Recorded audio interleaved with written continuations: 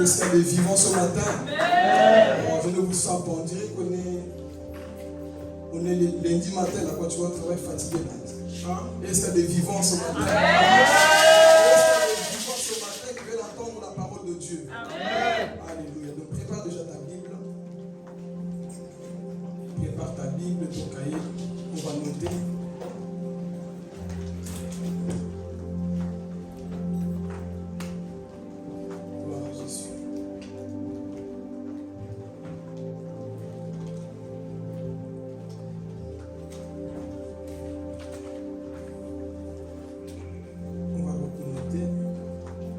Tu as pris sa Bible? Amen. Ok. Prépare-la dans le dernier livre de la Bible qui est Apocalypse.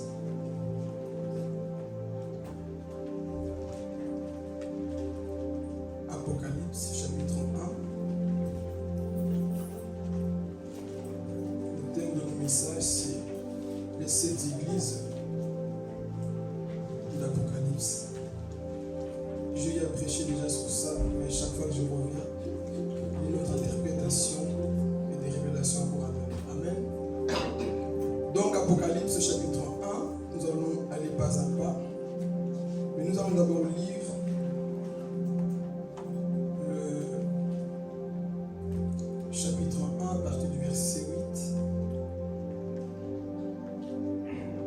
Normalement, d'abord verset 8 jusqu'à 13. Est-ce que ça va? Amen.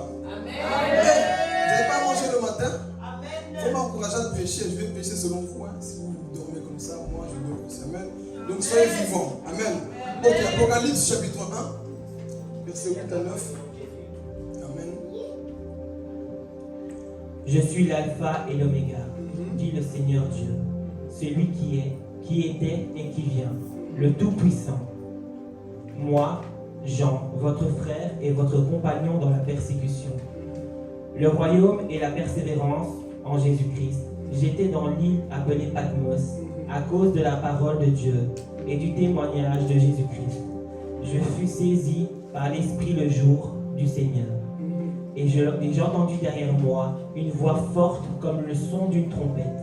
Elle disait, « Ce que tu vois, écris-le dans un livre et envoie-le aux 7 églises. À Éphèse, à Smyrne, à Pergame, à Thyatire, à Sardès, à Philadelphie et à Laodicée. » Je me retournai pour savoir quelle était la voix qui me parlait. M'étant donc retourné, je vis 7 chandeliers dehors. Et au milieu des 7 chandeliers, quelqu'un qui ressemblait à un fils de l'homme. Il était habillé d'une longue robe et portait une écharpe en or sur la poitrine. Amen. On va s'arrêter là. Est-ce qu'on peut acclamer la parole de Dieu? Gloire à Jésus. On connaît tous le livre d'Apocalypse. Beaucoup ont peur de lire ce livre parce que soi-disant il fait peur. Mais moi j'aime ce livre parce qu'il nous révèle beaucoup de choses. Amen.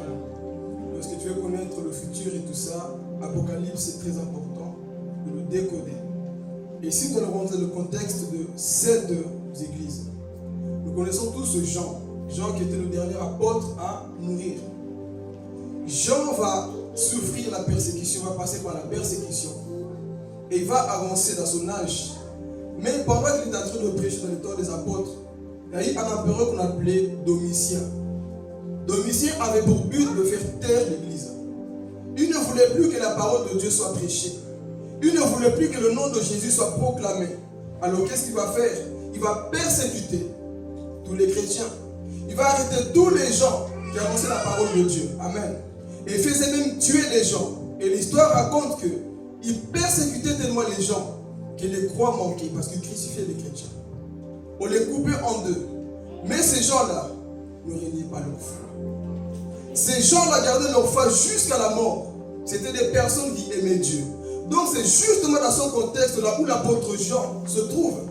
Et pendant qu'il est en train d'être persécuté, Domitien va arrêter qui? Jean. Et il va l'envoyer où? Dans l'île de Patmos, dans une prison. Pour dire que toi, ton ministère est fini. Tu ne prêches plus. Tu n'évangélises plus. Tu ne fais plus rien. Amen. Pendant que la terre avait fermé toutes les portes, le ciel avait une porte pour Jean. Je vais dire à quelqu'un, La terre peut te fermer des portes, mais un Dieu qui te connaît. Il y a un Dieu qui peut t'ouvrir des portes, là où les hommes peuvent te barrer la route. Voilà pourquoi je veux dire à quelqu'un, mon frère, quand tu sais que tu as la chose de Dieu, sois tranquille. Quand tu sais que tu es un appelé, sois tranquille. Parce que celui qui t'appelle est fidèle. Même en prison, il est capable de t'apparaître. Amen. Donc il se trouve en prison. Et pendant qu'il était là dans cette prison, la Bible dit que le Saint-Esprit va saisir son esprit et l'amène dans ses visions. Amen. Il l'amène dans cette vision-là où il va voir beaucoup de choses. Et c'est ça qu'il a décrit ici, pour ceux qui ont déjà lu le livre d'Apocalypse. Il va voir beaucoup de choses. Et pendant qu'il était ravi en esprit, il attend une voix qui le parle. Ce que tu vois, écris-le dans un livre. Ce sont des messages pour les églises. Et Jésus lui-même va diviser le livre d'Apocalypse en 3 parties. Au chapitre 1, verset 19. Il le divise en 3 parties. Mais Jean va nous écrire des choses que nous vivons aujourd'hui. Est-ce qu'on suit l'introduction? Est-ce qu'on suit? Donc Jésus nous montre les églises, il va commencer à écrire. Il voit d'abord, il entend une voix. C'est que tu vois. Écris-le dans un livre. Et Jean, il voit un homme. La dernière fois que Jean a vu Jésus, c'était où? Sur la croix. Il a vu un Jésus défiguré. Il a vu un Jésus qui avait les mains trouées. Il a vu un Jésus qui avait la couronne d'épines. Il a vu un Jésus qui avait les pieds cloués. Il a vu un Jésus qui criait j'ai soif. Mais quand il a vu le Jésus glorifié d'Apocalypse, c'était le même. C'était le Jésus glorifié.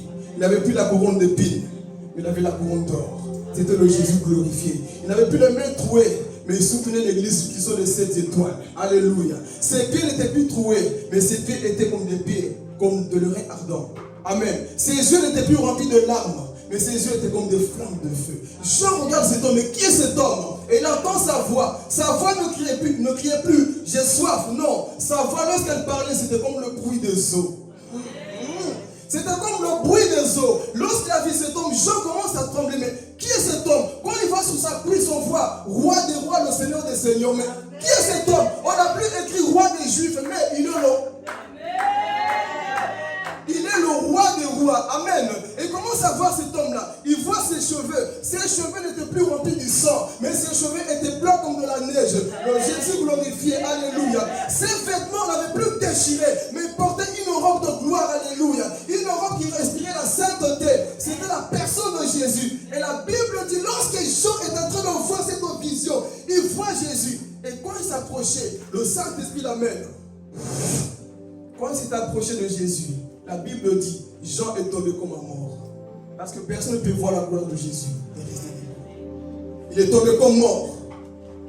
Mais pendant qu'il était là, il s'approche de lui. Jean, j'étais mort, mais voici ressuscité pour les siècles des siècles. Je détiens les clés de l'enfer. Jean, lève-toi, je vais te montrer des choses qui vont t'arriver. Il amène Jean. Première partie d'Apocalypse sont les 7 églises qu'on va voir ici maintenant. Est-ce que vous êtes prêts? Jean a vu tout ça, la gloire de Jésus, le Jésus glorifié. Moi, c'est ce Jésus que je vais voir au ciel. C'est ce Jésus que je vais voir au ciel. Mon Jésus glorifié. Quand je dis ça, moi, dans l'église réveillée, quand on parle de Jésus, mon frère, tu commences à parler de 50 Cent ici, Ronaldo, il y en a qui vont comme ça. Je suis en train de te parler de Jésus qui me regarde.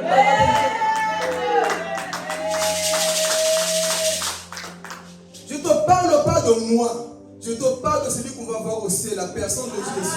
On te décrit un peu comment cet homme est. Toi, tu es là. Ça prouve que tu n'as pas d'intimité avec lui. Quand tu as cette intimité, mon frère, tu changes ta vie. Amen. Donc, si tu es venu ici croiser les bois pour commencer à critiquer la prédication, sors dehors. Ici, c'est pour les vivants. Amen.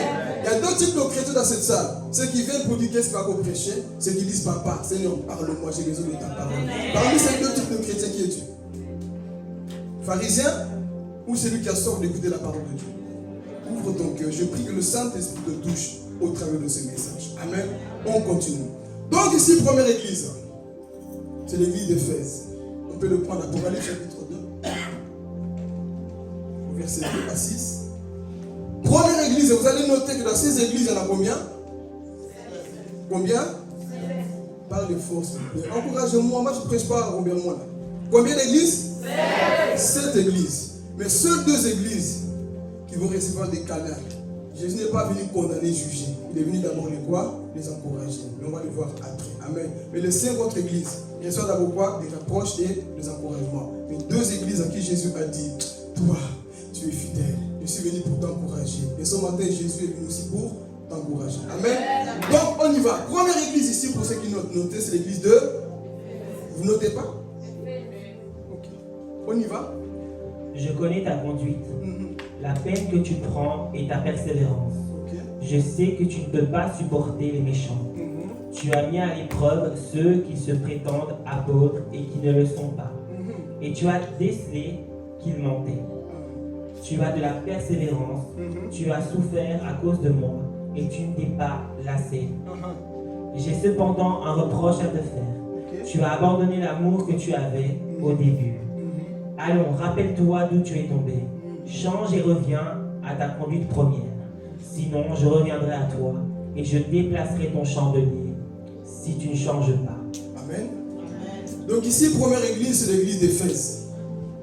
Dieu ne vient pas pour dire, toi, tu es mort. Toi, tu es perdu. C'était quoi la première phrase que je dois dire? C'est pour te dire ici, là où les hommes pensent que tu es mauvais, méchant, mais Dieu connaît tes qualités aussi. Là où les hommes te disent, maman tel, frère tel, tu es comme ça, avant tout, il y a l'homme de Galilée qui dit, je connais ta persévérance. Je vais parler. Je commence à chauffer déjà. Il y a des personnes que vous voyez leur visage aujourd'hui, mais vous ne connaissez pas leur sacrifice du passé. C'est que toi, tu n'as pas vu dans son passé, lui il connaît. Toi, tu juges la faiblesse de personnes aujourd'hui, des gens aujourd'hui. Mais Dieu connaissait quand il avait appelé. Lorsque toi tu étais encore dans le monde, lorsque toi tu étais encore perdu, lui il faisait des sacrifices. Voilà pourquoi parfois ne jugez pas les gens qui sont tombés aujourd'hui. Vous ne connaissez pas l'endurance, hein? Vous parlez, vous savez, quand tu commences à jouer au foot, au début tu es chaud, non? Mais vers la fin on est comment? Soufflé, fatigué. Mais c'est lui qui vient de rentrer maintenant, qu'est-ce qu'il va dire? Moi ça va. Ou alors c'est lui qui regarde de l'extérieur, qu'est-ce qu'il dit? Fallait tirer à gauche, fallait tirer à droite, va jouer. Facile à critiquer ceux qui sont tombés aujourd'hui, mais est-ce que tu connais leur qualité? Tu as vu ces entraînements? Tu as vu comment ils souffraient? Mais te voici d'abord en train de quoi? De condamner la personne. L'église d'Éphèse, c'était une église que Jésus dit quoi? Jonathan, je te connais. Avant de juger quelqu'un, tu dois le connaître d'abord. Jésus nous montre ici les choses, je parle biblique. Hein? Avant de juger quelqu'un, connais d'abord la personne. Toutes les églises, Jésus dira toujours, je sais, je te connais. Mais toi, les gens que tu juges, tu les connais réellement? Tu l'as connu en 2 ans, 3 ans, tu penses connaître une personne. Frère, on n'a pas fini de connaître les gens. Donc il dit, je connais. On va voir le point positif et le point négatif de cette église. Point positif, c'est quoi? C'est une église qui a fait la doctrine. Une église qui avait quoi? Une bonne doctrine. Il n'aimait pas les faux prophètes, les nicolaïtes. Il n'aimait pas. Mais le problème de ces gens, c'était quoi? Le manque d'amour. Tu peux avoir la doctrine, mais si tu as un manque d'amour, Jésus a quelque chose contre toi. L'église d'Éphèse, c'était ça. On n'aime pas les gens de nicolaïtes. J'aime pas cette église. J'aime pas tel frère. Oui, tu as la bonne doctrine, comme les Béréens, tu vérifies tout dans la Bible. Mais il te manque quelque chose, Éphèse. C'est que j'ai contre toi. Tu as perdu ton premier amour. Et je vais parler. Souvent, les gens qui connaissent beaucoup la Bible deviennent orgueilleux. Connaître parfois ça te pousse à être orgueilleux. Amen. Comme cette église, je connais, on a dit, je sais que tu as éprouvé les faux prophètes, tu ne les aimes pas comme moi, mais pas bravo. C'est que j'ai contre toi, tu as perdu le premier amour que tu avais. Avant tu aimais tes frères, avant quand ils péchaient, tu les voyais avec compassion. Mais c'est que j'ai contre toi aujourd'hui, oui, ta tête est remplie de beaucoup de versets, de beaucoup de choses. Ah, je sens que je dois passer. Ta tête est remplie de beaucoup de choses, mais ton cœur est vide d'amour.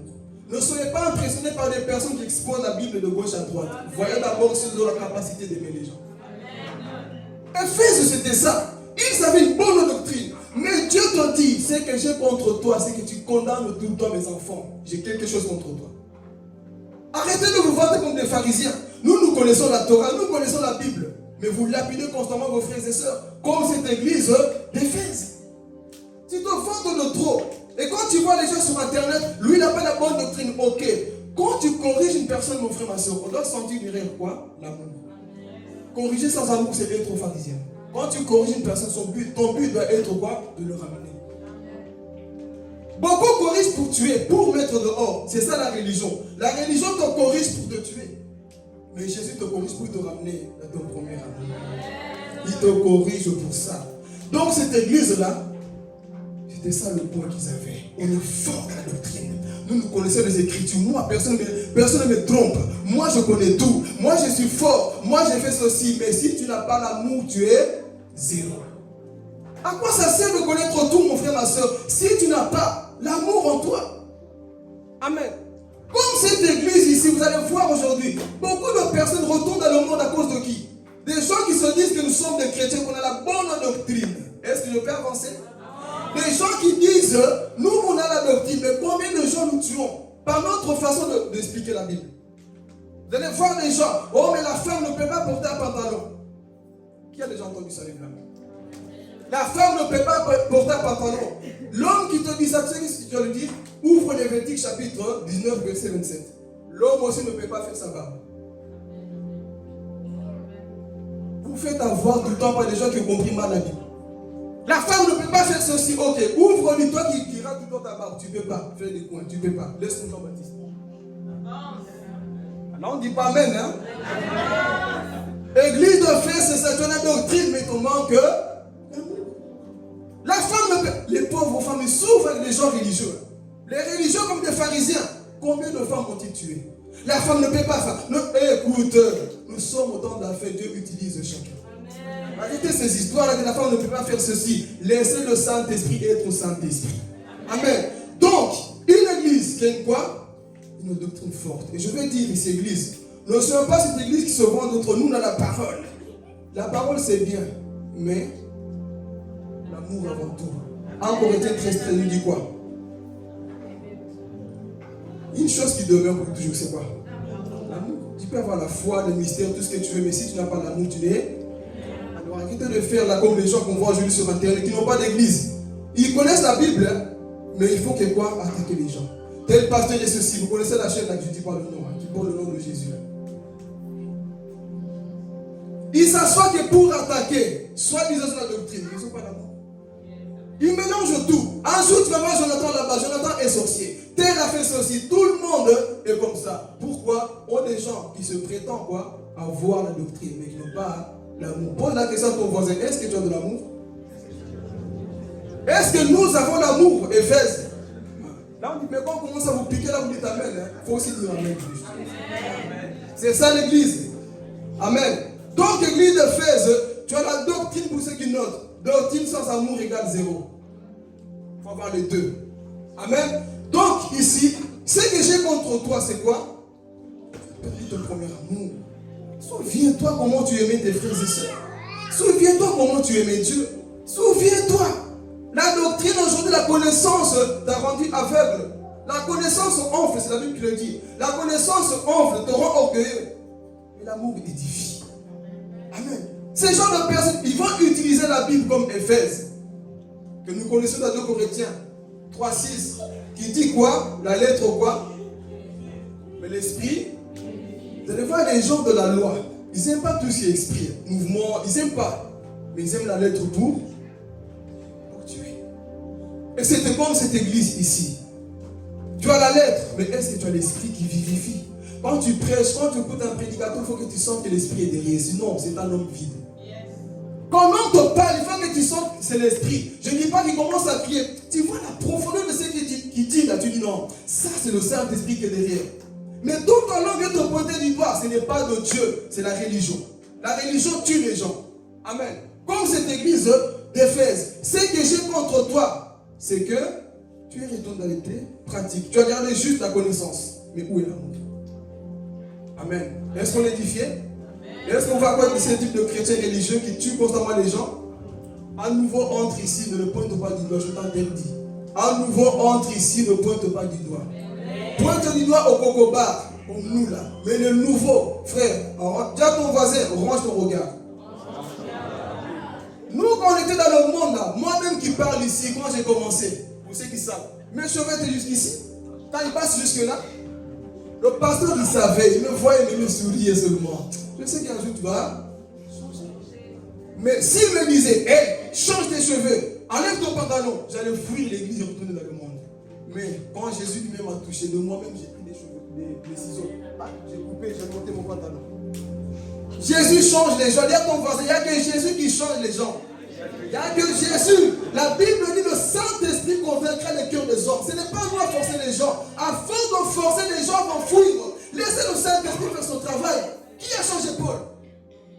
Qui a changé Paul qui connaissait la parole comme tout? Comme jamais, c'est un théologien. Qui l'a changé? Le Saint-Esprit lui-même.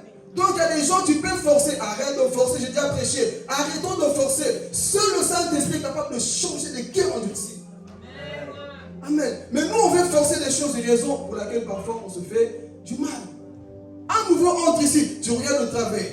Regarde comment il est habillé. Regarde son style, laisse-le. Tu ne sais pas, ça peut être un futur pire quelque part. Pourquoi vous n'arrivez pas à voir des choses comme Jésus? Ça peut être un futur prédicateur qui va te dire, ah, donc moi qui te prêche, avant j'étais comme ça.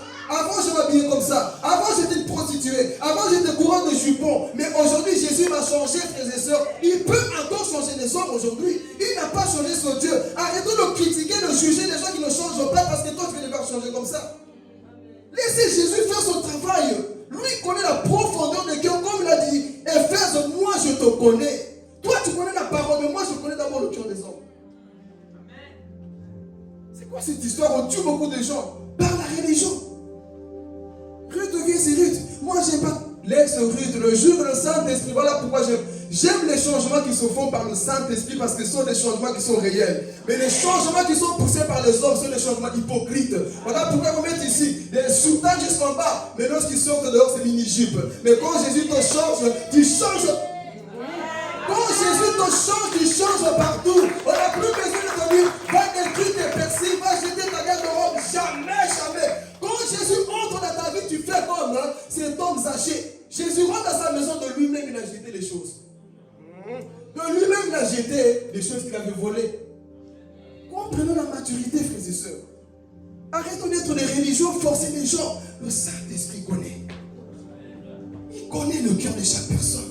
Je vais le changer, sinon nous devenons des religieux. C'est un message à venir aussi. Le pharisianisme dans nos églises. Amen. Donc si on va avancer, déjà. Ok. Donc ici on avance. Première église c'était quoi? C'était quoi son problème? Non, le point positif c'était quoi? Vous connaissez, hein? Paul connaissait plus que Pierre. Jésus est venu le gogola sur ce cheval pour qu'il apprenne de nouveau. Le point positif c'était quoi? C'était la doctrine. Négatif c'était quoi? Manque d'amour. Ne sois pas ce type de chrétien. Tout ce que tu vois, tu le regardes de travers. Change, mon frère, ma soeur. Ton regard mauvais me dira sataniste, cela ne va pas changer les gens. Ton regard méchant, on dirait que tu veux tuer les gens. Là, mon frère, ça ne va pas changer. Au contraire, ils vont te fuir. Donc, changeons. Amen. Ok. Deuxième église, c'est mieux qu'on va voir aussi. Qu'est-ce que Jésus a contre cette église ou n'a pas contre cette église? Je reviendrai sur ce message, mais en forme d'enseignement. Là, on va vite parce que c'est la prédication. Mais je reviendrai sur ça pour souligner point par point. On y va donc. Smyrne, pardon. Deuxième église, on y va. Chapitre 2, verset 8 à 9. À l'ange de l'église qui est à Smyrne, écrit: Voici ce que dit celui qui est le premier et le dernier. Celui qui était mort et qui est à nouveau vivant. Okay. Je connais ta détresse et ta pauvreté, et pourtant tu es riche. Je sais les calomnies de ceux qui se disent juifs, mais qui ne le sont pas. Okay. C'est une synagogue de Satan. Amen. Qu'est-ce que Jésus est venu dire à cette église? Il a condamné quelque chose ici? Il est venu faire quoi? Il est venu dire, je connais ta pauvreté. Je connais ta persécution. C'était une église qui était beaucoup persécutée. Là, il y avait le trône de Satan. Mais cette église n'a pas régné le nom de Jésus. Bien qu'elle était quoi? Pauvre. Ah, je vais parler. Là où tu es, mon frère, ma soeur, Dieu connaît ta situation. Il connaît ta situation, c'est que tu vis. Il sait que tu es pauvre.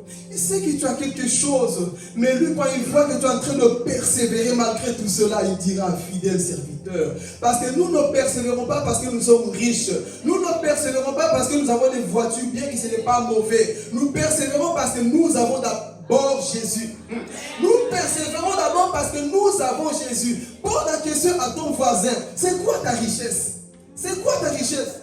Oh, cette église était quoi? Pauvre. Mais Jésus rajoute entre parenthèses, bien que tu sois riche. Donc pour le monde tu es pauvre. Mais pour moi Jésus tu es riche. Pourquoi? Parce que tu as des millions? Non. Parce que tu as la foi en moi que tu n'as pas abandonné. Ma parole au milieu de cette génération. Moi je te considère comme riche.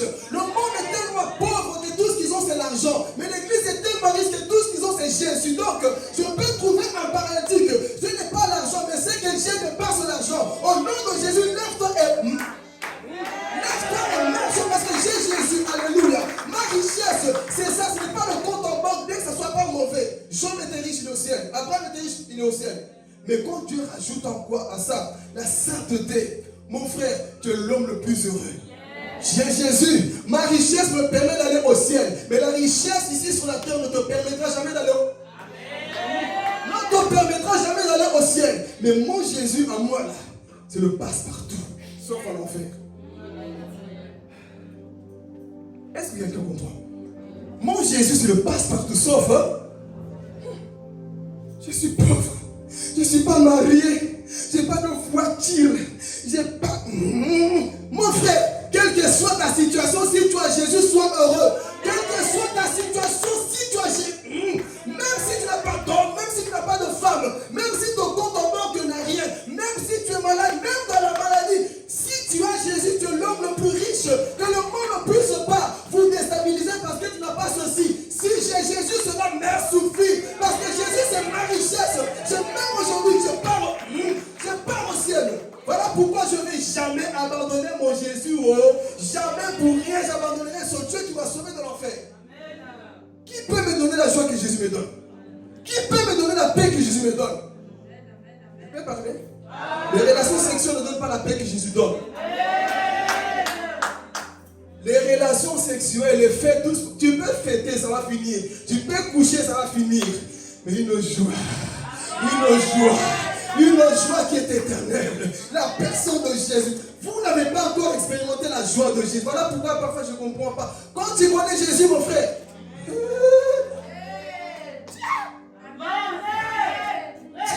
mon frère, quand tu as Jésus, ils vont te dire tu es orgueilleux. Ce n'est pas de l'orgueil, c'est de l'assurance de David. Je peux faire tomber les Goliaths. Donc qui aurais-je peur? Alléluia. Tu es trop orgueilleux. Moi, je ne suis pas orgueilleux. L'assurance d'aller au ciel me donne l'assurance de parler comme ça. Mais toi, quand tu n'as pas d'assurance, frère, parle. Tu as la vie de Dieu en toi, la vie Zoé. Vis ta vie. Oh. Même quand les gens sont contre toi, si tu as Jésus, je m'en fous. Hey, j'ai Jésus, cela me suffit. Si mon Dieu est avec moi, qui est le diable qui sera contre moi? Si mon Dieu est avec moi, je vais avancer. Que tu dises Amen ou pas, Jésus dit Amen. Parce qu'il ne veut pas m'intimider plus que toi. Vous êtes intimidé par le regard des hommes. Aucun homme sur cette terre ne va m'intimider. Jamais. Intimidé par le regard. Quoi? Tu me vois dans ma chambre? Le jour où j'ai vu Jésus, tu étais là à mes côtés. Amen. Quand je pleure dans ma chambre, tu es là. La seule chose que tu vois, on a dit ça, on a fait ça. Frère, tu peux dire tout ce que tu veux comme on veut avec Balaam. C'est que Dieu a béni, personne ne peut. Parfois les gens ils vont s'énerver contre toi, mais on ne va pas l'arrêter lui. On ne peut pas arrêter un appelé. On ne peut pas arrêter un appelé de Dieu. C'est que Dieu a béni, personne ne peut le maudire. Alléluia. Personne ne peut maudire. C'est que Dieu a déjà.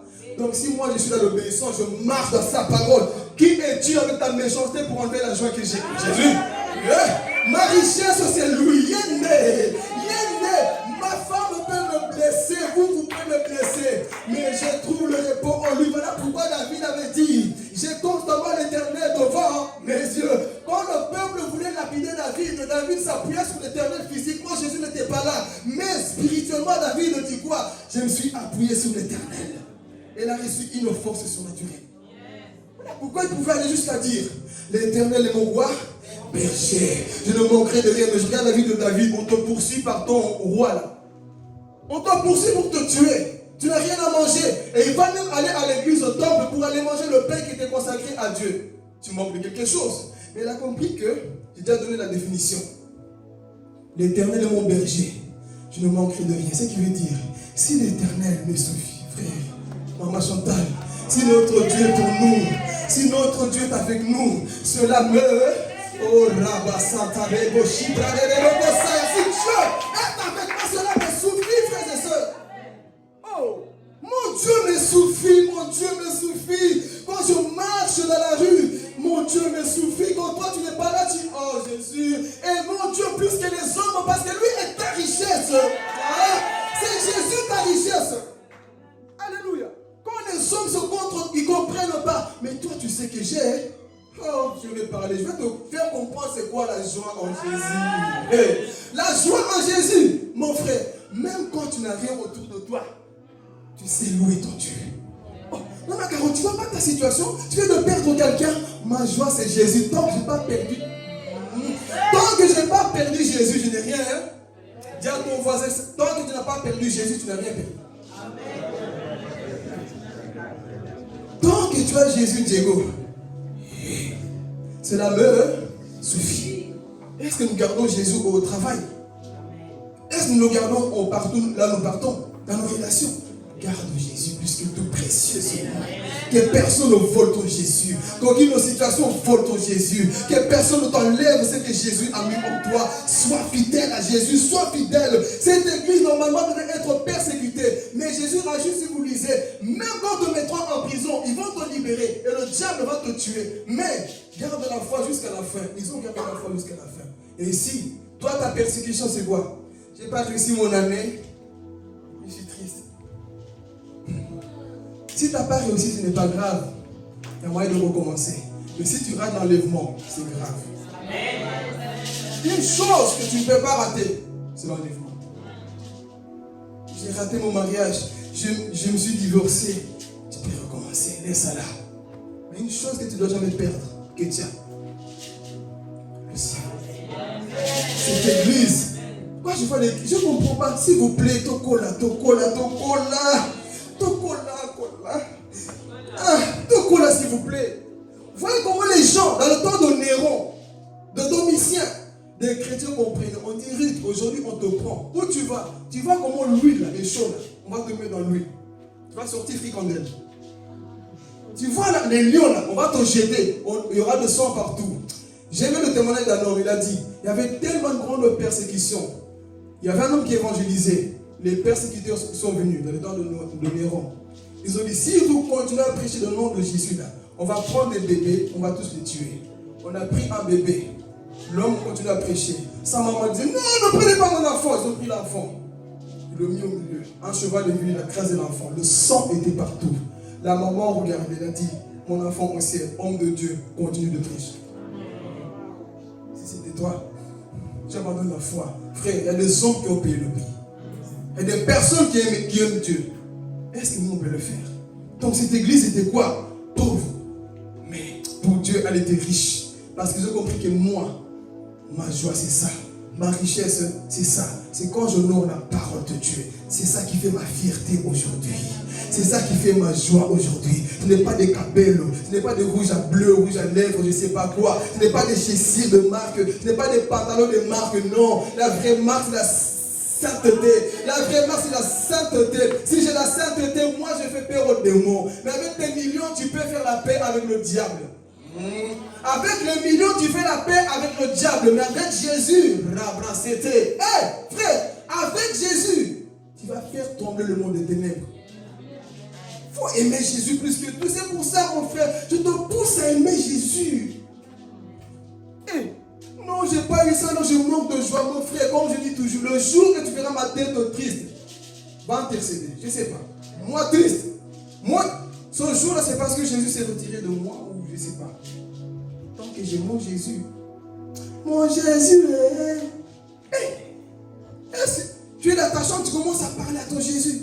Seigneur Dieu d'Abraham, je t'aime. Tu sens que la présence de Dieu est tellement réelle que tu as envie d'aller au ciel tout de suite. Qui a déjà vécu ça? Nous, on est tellement conscients des présences des hommes que quand on nous prêche comme ça, tu ne comprends pas. Pourquoi? Trop terrestre. Celui qui est spirituel comprend la profondeur de ce Dieu. Amen. Donc, on va sauter, sinon je n'ai même pas le temps de te dire. Smyrne était une église quoi? Jésus n'est pas venu dire ce que j'ai contre toi, je dois. Je connais ta pauvreté. Comment les gens sont en train de te persécuter. Sois courageux. Le diable jettera encore parmi vous certaines personnes.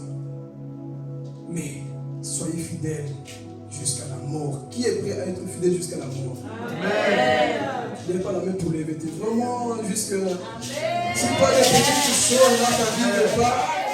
Attendez. Si toi des petites choses là, quand ça arrive dans ta vie, quand tu vois des huissiers, tu perds l'appétit. Quand tu vois des factures arriver, tu perds l'appétit. C'est ça qui va t'amener au ciel. Mon frère, il y a des problèmes plus que ça. Rien dans ce monde ne doit voler ce que le chrétien a. Alors rassure-toi d'avoir réellement Jésus dans ton cœur. Amen. Troisième église, on y va. Amen. On y va. Deuxième église, c'était quoi? On y va, Dieu, qu'on va prendre Apocalypse. Donc c'est Thyatire, Pergame, pardon. Chapitre 2, toujours verset 12 à 14. Amen. Amen. À l'ange de l'église qui est à Pergame, écrit: Voici ce que dit celui qui tient l'épée aiguisée à double tranchant. Je sais que là où tu habites, Satan a son trône, mais tu me restes fermement attaché. Tu n'as pas renié ta foi en moi. Même au jour où Antipas, mon témoin fidèle, a été mis à mort chez vous, là où habite Satan. J'ai pourtant quelques reproches à te faire. Tu as chez toi des gens attachés à la doctrine de Balaam, qui avait appris au roi Balak à tendre un piège aux Israélites pour les amener à pécher en mangeant des viandes provenant des sacrifices offerts aux idoles et en se livrant à la débauche. De même... On peut s'arrêter ici. Amen. Donc cette église, une église qui avait la doctrine de Balaam. Amen. Nous commençons à équilibrer ce que nous disons. Une église qui avait cette doctrine de Balaam, c'est-à-dire des églises aujourd'hui qui tolèrent tout. Ils ont l'amour, c'est vrai, mais ils tolèrent tout. Ce que j'ai contre toi, c'est que toi, dans ta vie, tant que chrétien, tu acceptes de fausses doctrines. Tu acceptes des mensonges. On dit ah là-bas, tu dis amen. Tu ne sais pas discerner les choses. Jésus avait cette pensée contre cette église. Je te connais, Pergame. Mais ce que j'ai contre toi, c'est que tu laisses ce qu'on appelle la doctrine de Balaam. Je vais parler. Doctrine de Balaam, c'est quoi? Ce sont des églises qui sacrifient des fidèles chaque année. Souvenez-vous, lorsque le peuple d'Israël devait avancer, Balak a dit, il faut maudire ce peuple-là. Il ne doit pas avancer. Mais il ne trouvait pas de porte, il ne trouvait pas de moyen de comment détruire les enfants de Dieu. La seule personne qui pouvait le faire, c'était Balaam. Balaam, c'est un prophète corrompu. Et Balak va trouver Balaam, dit, écoute, maudis-moi ce peuple-là. Lui, au lieu de dire, non, sont des enfants de Dieu, Seigneur, Balak a dit que je dois maudire. Dieu dit, prophète corrompu, va dire à Balak que c'est que moi, j'ai béni, personne ne peut le. Il y a des gens autour de vous, là où vous dormez, qui cherchent à vous vendre chez le diable. Il y a des gens comme toi, ne jouent pas avec la vie chrétienne. Comme tu es assis ici, il y a des gens qui travaillent dans l'occultisme pour avoir ta tête. Mais si tu marches dans la volonté de Dieu, tu es déjà béni et protégé. Donc tous ces gens qui ont la doctrine de Balaam, ils n'ont qu'à faire tout. Mais si tu entres les mains de Dieu, ils ne t'auront jamais. Voilà pourquoi tu ne dois jamais paniquer. Alléluia. Même si les frères d'église sont en train d'être payés pour vendre ton nom, même si on est en train de payer certaines personnes pour détruire ta réputation, mon frère, c'est que Dieu a béni, personne ne peut le maudire. Tu vas entendre ton nom sortir partout sans la doctrine de Balaam dans les églises. La doctrine de Balaam, c'est ça, c'est d'éteindre. La doctrine de Balaam, c'est quoi? C'est de pouvoir éteindre appelé réellement par Dieu. C'est ça la doctrine de Balaam. Balaam, il s'en fout quand tu es appelé par les hommes. Lui, il vise les appelés de Dieu. C'est ça la doctrine de Balaam. Alléluia. S'il voit que Cindy a l'étoile, il a l'appel de Dieu, Cindy sera critiqué et jugé et vendu par des mains des traîtres. C'est ça que nous vivons aujourd'hui dans nos églises. Beaucoup de frères ont cet esprit, doctrine de Balaam. Ils n'ont pas honte d'aller te vendre gauche à droite chez Balak. Pourquoi? Parce que tant que lui est bien vu, c'est bon. Tant que moi me respecte, c'est bon. Tu es en train de vendre ton frère. Sortons de cet esprit de Balaam. Là où tu es à l'aise, tu vois, maman Carole, elle m'énerve dans ça, donc combien tu me donnes pour que je puisse t'empoisonner? Ça existe, dites amen, ça existe. L'église aujourd'hui, c'est en train de s'empoisonner, trop de divisions. Fatigué de voir l'église divisée. Combien d'églises sont divisées aujourd'hui à cause de cet esprit de Balaam qui divise? Nous ne comprenons pas de fléchir les genoux du Seigneur. Quel est cet esprit qui est en train de tourner pour que je comprenne, Seigneur? Mais nous acceptons l'argent de Balaam. C'est quoi? Le respect, l'honneur qu'on reçoit en détruisant les autres. L'esprit de Balaam. Ne sois jamais fier quand on vient te reporter des choses en détruisant le peuple d'Israël. Ne pense pas qu'ils vont te dire toi, parce que l'homme, on voit l'église de Moïse, non? Le peuple qui te dit aujourd'hui, Hosanna, alléluia, demain ils diront, crucifiez-le. J'aime ce qu'un homme de Dieu a dit. Dans la vie, il ne marche pas comme ça. Dans la vie, je marche comme ça.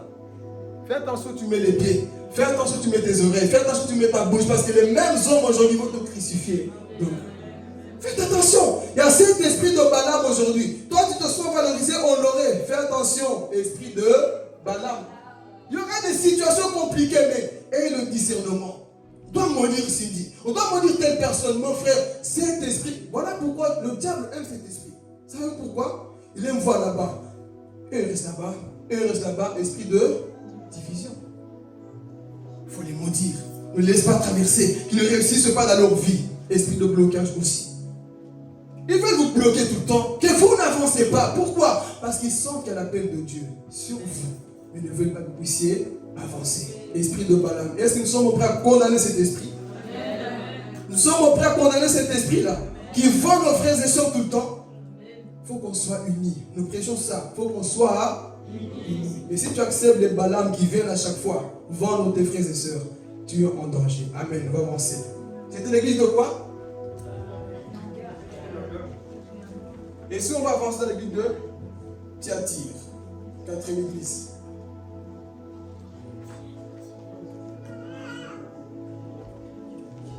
On y va donc, on va prendre le verset 18 à 20. À l'ange de l'église qui est à Thyatire, écrit: Voici ce que dit le Fils de Dieu, dont les yeux sont comme une flamme ardente et les pieds comme du bronze.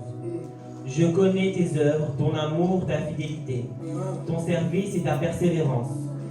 Je sais que tes dernières œuvres sont plus nombreuses que les premières. Pourtant, j'ai un reproche à te faire. Tu laisses cette femme, cette Jézabel, qui se dit prophétesse, égarer mes serviteurs en leur enseignant à participer au culte des idoles, en se livrant à la débauche et en mangeant les viandes des sacrifices. Amen. Ici, le point positif de cette église, ils avaient quoi? L'amour, la persévérance. Ici, nous équilibrons aussi. Mais la doctrine, c'était, c'est pas discerner les choses. Au nom de l'amour, on accepte tout. Au nom de l'amour, on fait ceci. Frère, l'amour c'est bien. Mais n'oublie pas, ne sois pas un chrétien bête, si je veux parler. Ne sois pas un chrétien qui tolère tout dans la vie. Mon frère, quand ton trait de dur soit dur, regarde. Tu veux parler? Parce que moi, j'ai appris à mes dépenses. J'ai appris, trop bon, trop gentil, les gens vont te piétiner. Si tu n'utilises pas ton autorité, quelqu'un va l'utiliser contre toi. Donc réveille-toi là où tu es. Tu as l'amour, c'est vrai, frère. Ne tolère pas que tout le monde entre dans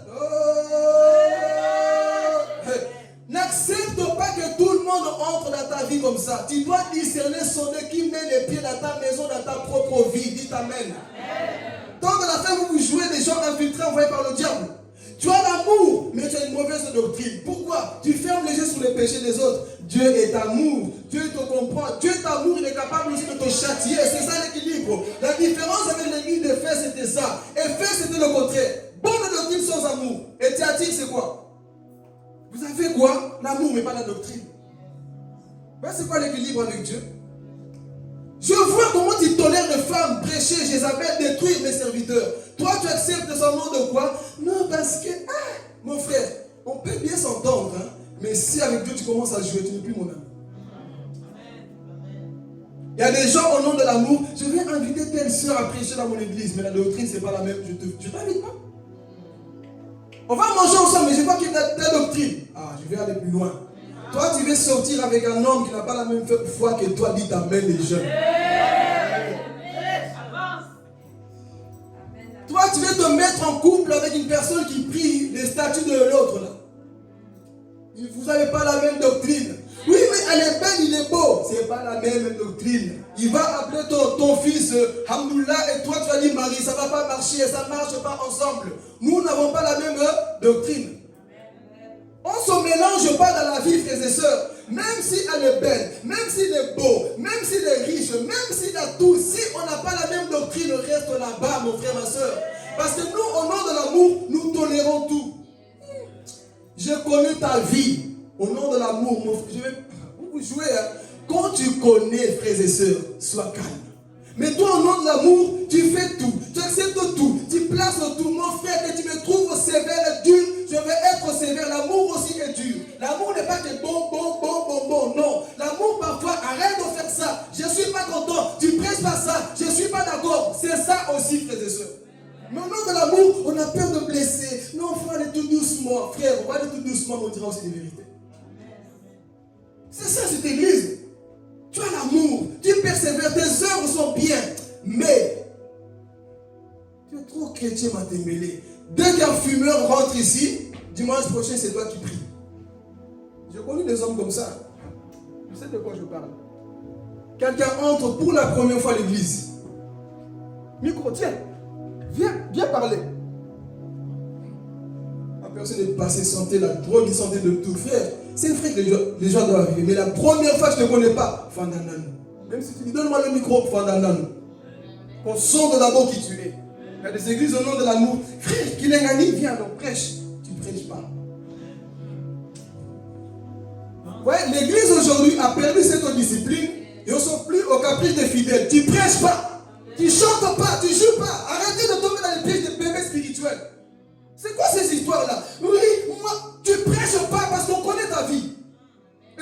Parce que ça, c'est la partie d'après. Un vrai appelé ne va jamais courir derrière ça.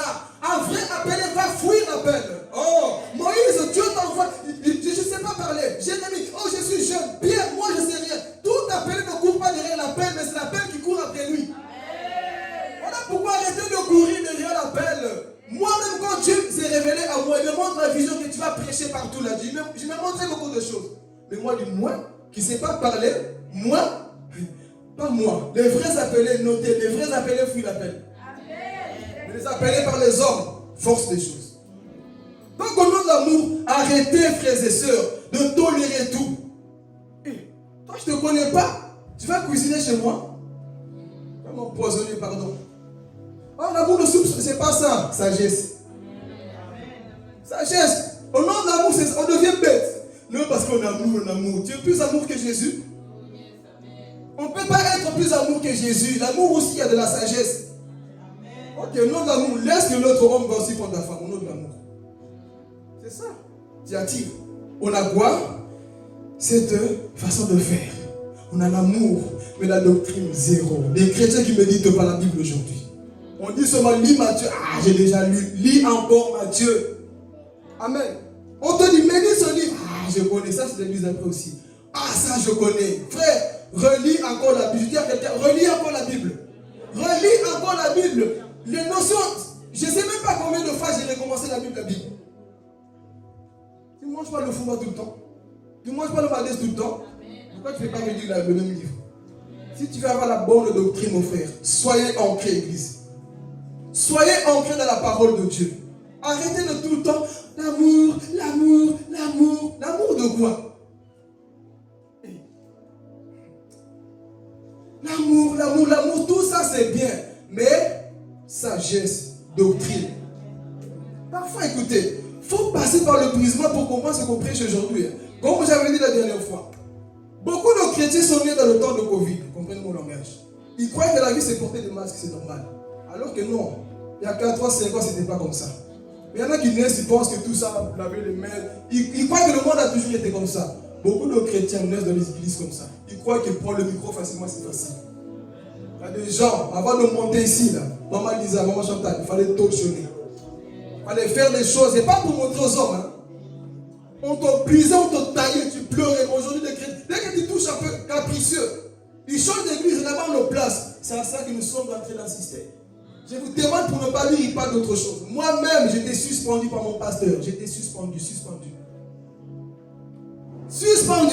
Il y avait des églises qui m'appelaient, viens prêcher à Bruxelles, viens ceci en France, viens. Mais je répondais quoi? Je ne peux pas parce que je suis suspendu.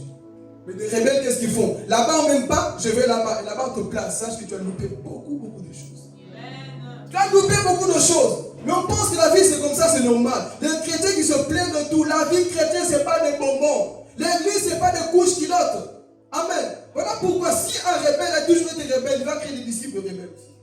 Donc si tu es passé par la discipline, tu vas discipliner les gens. Par où tu es passé? Par où sommes-nous passés? Comme il n'y a pas ça, on fait passer les autres le même chemin. Fais attention. Fais attention, frères et sœurs. Au nom de l'amour, tu acceptes tout, tu fais tout. Amen. Donc, on va avancer. Vous avez l'amour, la persévérance. Mais la doctrine, je vais dire à quelqu'un ici, futur prédicateur, Jonathan, il est où? Il est là. Il faut travailler ça. La doctrine, elle est très importante. C'est pour faire taire les gens là qui attaquent les femmes, qui attaquent tout le monde. Pour les faire taire par la doctrine, la saine doctrine. Amen. On va avancer. On y va. Église de Sardes. Hein?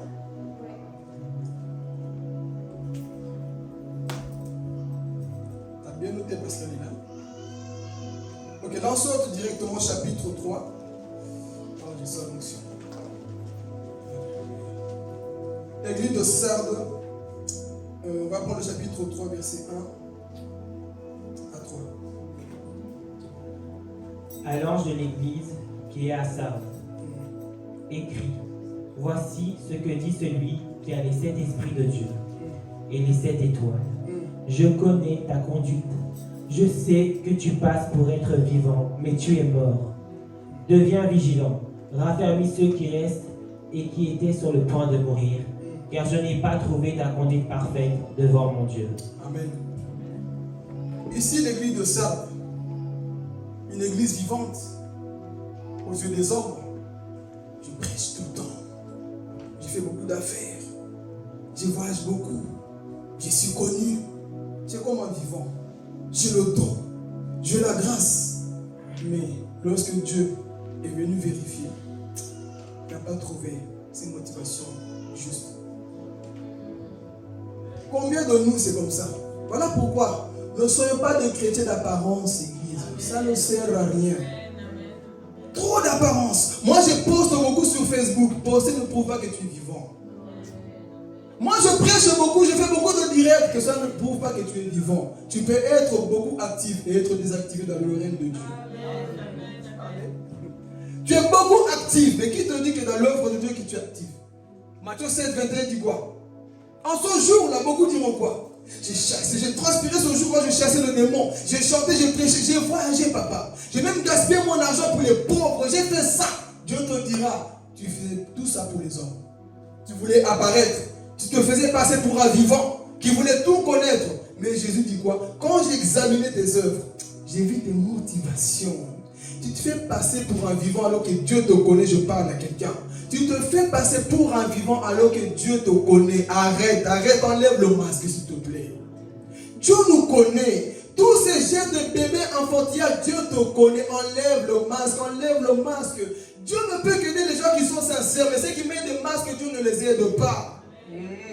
Faut enlever ce masque. Là où tu te fais passer pour un vivant, sois sincère, sois vrai. Trop de masques dans nos églises. C'est ça qu'il y a un roi qui est mort comme ça, dans la Bible. Tu as porté un masque pour faire l'hypocrisie, on te tue. Parce que tu as porté une identité qui n'est pas la tienne.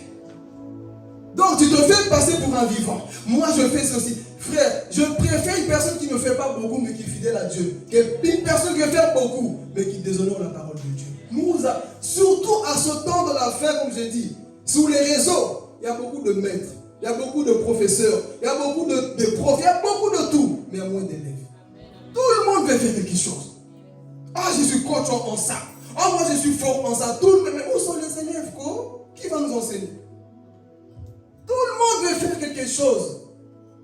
Paraître comme un vivant, alors que Dieu te connaît. Comment tu pleures comme un bébé dans ta chambre là, en train de gratter le nez qui coule.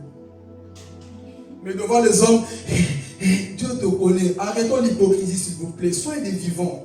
Soyez des véritables chrétiens. Tu te fais passer trop pour un vivant alors que Dieu connaît tes œuvres.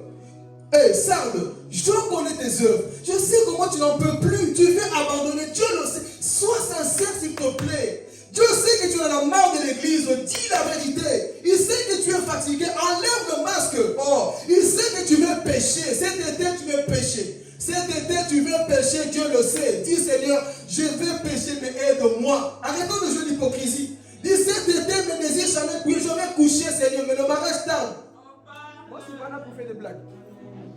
Seigneur, je sens mon corps brûle. Le chauffage là-bas en bas, c'est chaud. Je vais coucher. Mais papa, dans ta présence, je ne vais pas tomber. Fortifie-moi, Seigneur. Je sens la chair agir. Enlève des masques. Enlève des masques. Dieu sait que tu es faible. Il sait que tu es faible. Mais nous mettons des masques tout le temps. Soyons sincères. Dis, Seigneur, ces derniers temps, mon cœur, ça ne va pas. Il y a la noirceur en moi, papa. Ça ne va pas. Cessons de jouer l'hypocrisie avec Dieu. Il nous connaît. Tu peux venir me sourire ici, mais Dieu voit dans ta chambre. Tu es comme moi, toi. Sois sincère. Pourquoi tu te fais passer pour un vivant alors que tu es en train de brûler? D'ailleurs, hier, tu es tombé. Tu es tombé. Papa, les ardentes là, j'ai envie de mettre. Papa, cette fête, cet homme qui m'appelle, cette femme, Seigneur, j'ai envie. Toi, tu fais ta chose et puis tu mets quoi? Image. Que tu es comme un vivant. Dis la vérité ces derniers temps. J'ai un problème contre celui-là. Disons la vérité. Au lieu de mettre des masques pour montrer que nous sommes forts. L'homme le plus fort ne déclare pas qu'il est fort. Dieu déclare qu'il est fort. L'homme le plus fort ne dit pas moi je suis fort. Moi. Écoute, voilà pourquoi quand un homme dit toujours moi je suis fort, c'est un homme qui vit dans la chair. Un homme spirituel connaît ces choses. Amen. Donc faites attention de faire paraître comme un vivant, alors que Dieu te connaît. Ça, c'est ça ton problème. Tu es comme un vivant. Oh, moi je suis fort. Mais c'est lui qui t'a créé. Il sait, il connaît ton intimité. Je vais parler. J'avais d'avancer, mais je sens qu'ici je dois parler. Toi, tu veux consoler l'église des autres, alors que ta propre église, ça ne va pas. Tu te fais passer pour un vivant. Tu veux consoler la famille des autres, alors que ta propre famille, ça ne va pas. Tu te fais passer pour un vivant. Avant d'aller voir dans l'assiette de l'autre, regarde d'abord dans ton assiette. Toi, tu veux corriger les enfants des autres alors que tes propres enfants, ça ne va pas. C'est quoi cette hypocrisie, se faire paraître comme un vivant? Toi, tu veux faire tout pour qu'on dise bravo, toi tu sais, alors que chez toi-même là, ça ne va pas. Quelle est cette hypocrisie? Tu juges les enfants des autres. Tu as déjà enfanté? Dis à ton voisin, tu as déjà enfanté? Ah, moi, j'aime pas ça. Tu as déjà enfanté? Vous savez c'est quoi la douleur d'enfanter? Nous les hommes, on est épargnés. Mais toi, là, tu as déjà enfanté? Cet enfant est comme ça m'aide vraiment pour. Tu as déjà enfanté? Tu connais les douleurs de l'enfantement? Il y a des gens qu'on déchire, vous ne savez pas. Hein? Et toi, tu juges, je juge. Donc avant de voir chez l'autre frère, reste au calme. Si tu ne sais pas, reste au calme. Il faut tuer cet esprit. Ça me fatigue. Il faut tuer cet esprit dans nos églises. On veut aller voir chez l'autre alors que nous-mêmes, ça ne va pas. Voilà pourquoi je dis toujours, l'homme qui vient vers moi, s'il n'est pas exemplaire, je te boycotte. Je te boycotte. Je vais me parler de quoi? Ici, maman Caro, c'est une voleuse. Toi-même, tu fumes. Même si c'est vrai, tu es pareil. J'aime Jésus, j'aime Jésus. Jésus, quand les gens se disent, nous sommes saints, c'est quoi? Vous avez ramené cette femme qui a péché. Il n'a pas dit, oh, toi tu es spirituel, tu as ramené le péché. Waouh! Si toi tu n'as jamais péché, je vais dire. C'est ça la parole de Dieu. Il faut qu'on dise des vérités comme ça. Toi tu ramènes les autres, mais toi là, qui t'a ramené? Sache que si tu ramènes un jour, Dieu va t'en ramener plus. C'est ça le problème dans nos églises. On croit qu'on est plus spirituel parce que j'ai attrapé Yohan. Mais fais attention que Yohan ne peut te rien doubler. Yohan ne peut te dépasser. Les premiers seront les derniers. Toi, depuis que tu vois les fautes des autres, tu ne changes pas. Hein? Tu ne changes pas, c'est quoi cette histoire? Depuis que tu vois les péchés des autres, tu ne changes pas. Tu es pire qu'un païen. Tu es un païen, frères et sœurs. Quand tu rapportes les fautes des autres sans changement, tu es pire qu'un païen. Parce que le vrai changement, c'est de ramener l'autre à dire que moi aussi, Seigneur, ça n'a pas été facile, mais regarde comment il vit, papa. Je sais que je ne suis pas mieux que lui. Voir les fautes des autres ne veut pas dire que tu es plus sain qu'eux. Arrêtons cette hypocrisie-là. Tu te fais passer pour un vivant sale. Vois toi-même, parfois soyons sincères. Soyons sincères parfois dans la vie. Quand tu n'as pas pitié de toi, toi tu rattrapes quelqu'un, tu es vite à... Mais toi-même là, c'est que tu faisais là-bas que personne t'a vu là. Attends le grand trône blanc, parce que Dieu...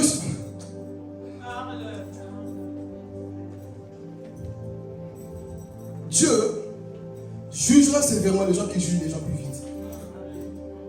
Mais c'est que la compassion. Vous voulez que je parle? La façon comment tu exposes les gens. Gare à toi. Dis à ton voisin, gare à toi. Gare à toi. Reste comme ça vraiment. Parce que le jour qu'on va t'attraper, toi là, qui n'a pas compassion des autres quand il faut des erreurs, tu vas voir.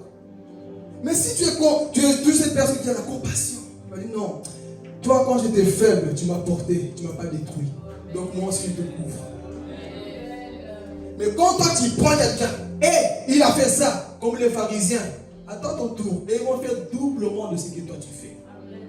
Ils vont faire le double. Donc arrêtons de paraître comme des vivants. Alors que toi-même ça ne va pas. Moi-même je me connais, je connais mes limites, je connais mes faiblesses. Il y a des choses parfois je fais attention parce que moi-même aussi, je sais que je suis pas mal fait.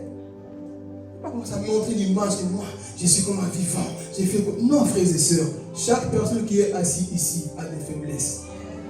La seule personne qui n'a pas de faiblesse qui est au milieu de nous ici maintenant, là, c'est Jésus. C'est Jésus. Sinon, là, en tout homme de Dieu, il y a des faiblesses. En tout enfant de Dieu, il y a des faiblesses. Et personne ne te montre. C'est que toi, tu ne vois pas Dieu le voir, mais il te le cache. Toi, tu as peut-être vu vite, c'est de Ruth. Mais Dieu aussi a vu les tiens. Et un jour, si tu continues comme ça, on va aussi t'exposer. Amen. Donc, Sardes, c'est ça. Tu te fais passer pour un vivant. Une église motivée. On respecte. Waouh! T'as vu la vidéo qu'il a fait, ça a touché des gens, hein? Je vais même aller plus loin. Parfois, quand il y a plus de succès, plus les gens s'égarent aussi. Je ne dis pas pour tout le monde, moi j'aime l'équilibre. Plus ça tu n'as plus le temps, tu ne pries plus, tu jeûnes plus, tu es constamment. Bon, tu es constamment sur le téléphone en train de voir combien ils ont partagé, combien ils ont aimé. Et ensuite, tu fais des choses qui sont pour les gens, plus pour Dieu. C'est ça le danger d'être connu. Être connu est plus dangereux qu'être inconnu. Ou jouer. Être connu, ça va te pousser à beaucoup de tentations. Tu vas même créer des idées, des choses que Dieu ne t'a pas appelé à faire sur la terre. Donc avoir une bonne idée n'est pas l'œuvre du Saint-Esprit. Ce n'est pas parce que tu as une bonne idée que tu es comme un vivant. Non, parfois, fin d'année, nous dort tranquillement avant de pas ne faire rien. Tant que Dieu ne t'a rien dit. Amen. Tu te vends le droit de faire beaucoup de choses. Mais Dieu te dit ça, tu le fais pour les hommes, pour qu'on t'acclame, pour qu'on te voie. Mais moi, je sais. Je te connais. Annie ne te connaît pas, mais moi, je te connais, Philippe. Change. Réponds-toi. Arrête de montrer l'image que toi, tu es le Saint-Esprit d'église. Il te connaît. Il me connaît. Il est temps de changer. D'enlever cette image des pharisiens que nous avons dans nos églises. Amen. On va avancer. Quand est l'église que nous avons attaqué ici? Ici, on a vu ça, les films, nous allons voir la 5e église. 5e, est-ce que vous suivez? 6e, hein? Ok, moi je ne dormais pas. Donc ici, c'est Philadelphie.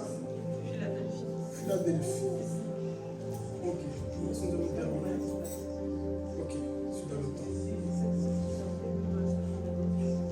Ok, on va lire à partir du chapitre 3, versets 7 à 10. À l'ange de Philadelphie, écrit, voici ce que dit le Saint, le véritable, celui qui tient la clé de David, celui qui ouvre et nul ne peut fermer, qui ferme et nul ne peut ouvrir. Je connais ta conduite. Voici, j'ai ouvert devant toi une porte que nul ne peut fermer. Je le sais, tu n'as que peu de puissance. Tu as obéi à ma parole et tu ne m'as pas renié. Eh bien, je te donne des membres de la synagogue de Satan. Hey, Jésus. Cette église aussi, Jésus est venu dire bravo. Il est venu encourager. Mais c'était une église qui n'avait pas beaucoup de force. Une église qui n'avait pas beaucoup de puissance. Mais dans la persécution, de la souffrance, Maman Chantal, je fléchirai mes genoux. Même si je ne comprends pas les chemins de Dieu, je reste fidèle. Même si je prie, je ne vois pas le changement pour ceux que je prie, je reste fidèle. Même si, papa, les choses sont compliquées, parfois tu vas pleurer dans la marche chrétienne. Tu vas pleurer, mais Dieu te dit sois fidèle. Tu vas prier pour une guérison, parfois Dieu ne donne pas. C'est ça, la marche chrétienne, ça fait mal. Tu vas prier pour tes enfants, ça devient pire. Tu vas rester fidèle. Tu vas prier pour la nation, le cultisme grandit. Il faut t'inviter à beaucoup de choses pour que tu pêches. Tu as plus de puissance. Pendant que le monde te pointe du doigt, oh, il est faible, oh, on a vu sa faiblesse. Ah, il est salaud.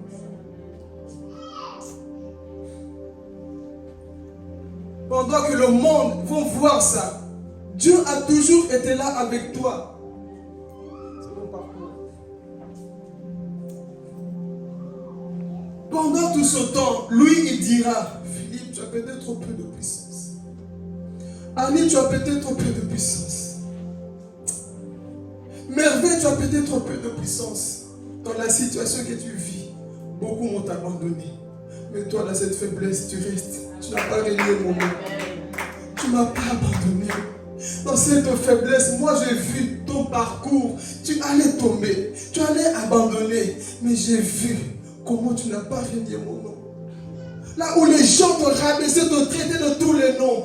Toi, tu as fléchi tes genoux. Vaut mieux pleurer dans la présence de Dieu que de me confier aux hommes.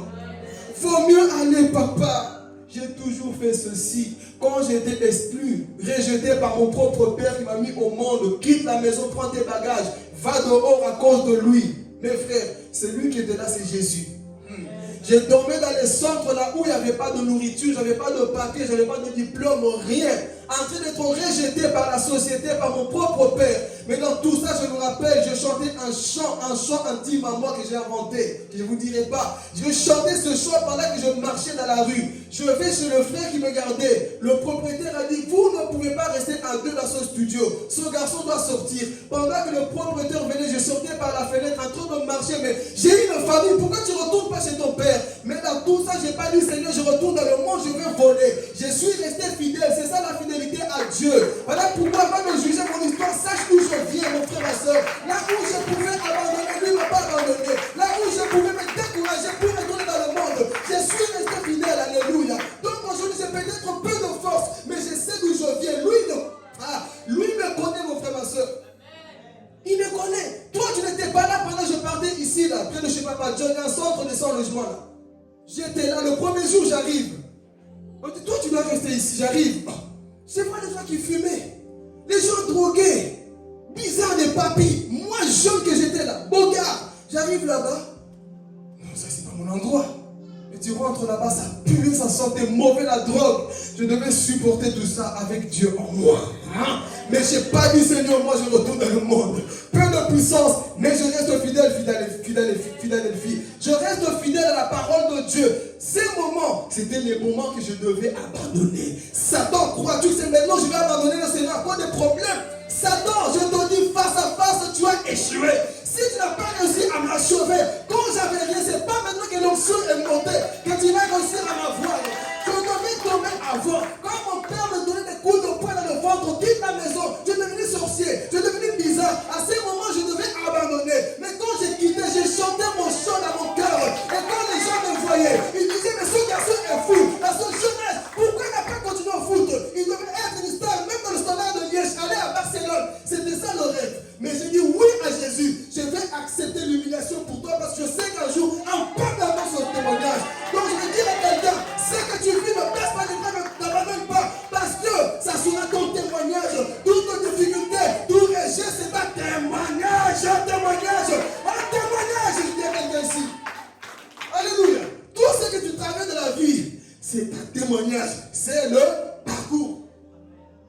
Imagine ce jour-là. Oh, mais je retourne chez moi, chez mon père. Oui, tu deviens là-bas enfant chéri de papa. Parfois, les câlins empêchent que vous puissiez être la personne que vous devez être. Les câlins des parents, l'amour des parents, parfois empêchent ce que Dieu veut que vous soyez. La haine de mon père m'a poussé à être pasteur. La colère de mes frères et sœurs m'a poussé à être ce que je suis aujourd'hui. Imaginez-vous, je reste avec eux. On est unis, hein? Mais quand tu es appelé de Dieu, tu sens comme Moïse. Non, c'est pas ma place. C'est pas ma place. Je suis en train de pleurer là-bas. Et les gens me voient dans la rue. C'est le fils d'Abel, non? Et lui, c'est pas lui que son père disait, lui, il va aller loin dans le foot. C'est pas lui. Les gens se moquaient de moi. J'allais même chez les coiffeurs connus là où j'allais à l'époque. Dès que j'ai rentré, c'était fini. Toi, t'es bête. Toi, t'es comme ça. Soba. Tu as donné la honte à ta famille. Regarde maintenant. Tout ça, c'est mon passé. Aujourd'hui, je peux le témoigner. Donc, je veux dire à une personne, aujourd'hui, tu as peut-être peu de puissance. N'oublie pas d'où tu viens. N'oublie pas d'où tu viens, ou alors tu es en train de créer ton départ aussi pour que tu dises un jour, je n'oublierai pas d'où je viens. Je ne vais jamais oublier d'où je viens. Donc c'était ça mon passé. Rejet. Et je sais qu'il y a des gens ici que Dieu veut former, qui sont en train de vivre aussi ce rejet-là. Mais tout ça, Dieu, il est en train de te forger. Il est en train de te forger. Et ça crée en moi une compassion pour les faibles. Quand j'allais à l'école, moi je ne restais jamais avec des gens qui étaient connus, grands. Non. J'aimais toujours les gens rejetés. Pourquoi? Quand tu es rejeté, quand tu souffres, tu comprendras la souffrance de celui qui vit la même chose que toi. Je comprenais les gens qui étaient rejetés. On me disait, mais toi tu es devenu timide, c'est comment? Comment tu peux traîner avec celui qui sent mauvais? Je traînais avec ces gens-là. Oui, c'est ça avec Dieu. Moi je ne traînais pas avec les gens qu'on disait c'est des stars de l'école. Non. Tu es star, ok. Mais moi, je partais trouver des personnes qui étaient assises, qu'on négligeait. Et parmi eux, il y en a un qui s'est converti, qui s'appelle Carlos, un portugais. Il s'est converti. Pourquoi? Dans mon rejet, j'ai créé une histoire. Dans ton rejet, j'ai créé une histoire, écrit un livre. Écris un livre par rapport à cette histoire, mon frère, ma soeur. Alléluia. Donc, tu appelles de puissance. Philadelphie. Et tu n'as pas renié ce que j'ai mis en toi, Maman Lisa. Est-ce qu'on peut être de ce type de chrétien? Dans ce monde-là, frères et sœurs, on t'invite partout pour te perdre. Mais toi, tu dis, ah Jésus, j'ai envie de craquer. Ah, mais là, c'est ce peu de force que tu as. Dieu voit en toi que tu l'aimes. Oh Jésus, Dieu sait que tu l'aimes. Comment? Regarde jusqu'à maintenant. Il y en a qui vont dire, oui, mais tu as beaucoup péché. Oui, Dieu m'a pardonné. Aujourd'hui, je suis là. Dieu m'a pardonné. Dieu m'a pardonné. Oui, mais tu as pris de puissance. Tu es faible, tu es comme ça. Oui, cette faiblesse, tu ne sais pas d'où elle vient. Cette faiblesse, c'est parce que je me suis tellement battu dans la vie, j'ai ramassé des coups que ça a failli me mettre à terre. Mais aujourd'hui, je suis en train de boiter. Mais en boitant, je suis en train de récupérer. Frères et sœurs, après un combat, une lutte, qui sort, on sort soit comment? Essoufflé, non? Tu es peut-être essoufflé spirituellement, mais tu n'as pas abandonné. Tu es peut-être découragé, je ne sais pas, tu as des luttes en toi, mais ce que Dieu aime, c'est que tu n'as pas régné son nom. Il y a des gens qui vont te dire, oui, mais toi tu fais ça, tu vas quand même à l'église. J'y vais quand même. À force de venir un jour, je finirai par changer. À force de venir, je finirai par changer. Donc je te mets la semence, et je plie les genoux. Un jour, mon frère, ma soeur. Un jour, mon frère, ma soeur, Dieu te sortira de là où tu es. Il y a un homme qui a ramené un réveil. Vous savez comment c'est venu? Dans son vivant, personne ne croyait en lui. Dans les pays là où il faisait froid, il se mettait à genoux, il priait pour la nation, pour sa famille. Il faisait froid, un froid glacial. Et il est parti prier, c'était son dernier jour. Il a mis ses genoux par terre. Il a commencé à prier. Et il avait tellement soif de voir des gens changer. Il est mort dans la prière. Après sa mort, tout le pays a connu un réveil. Mais lui, il était parti au ciel.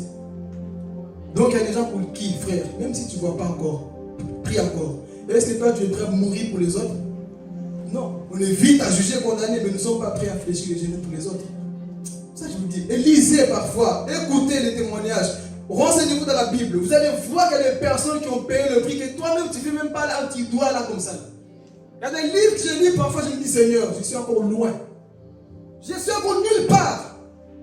Je suis encore nulle part. Nous sommes encore nulle part. Voir des hommes, frères et sœurs, qui pouvaient être régnés partout. Frère, toi tu es prêt? C'est des gens qui ont payé le prix.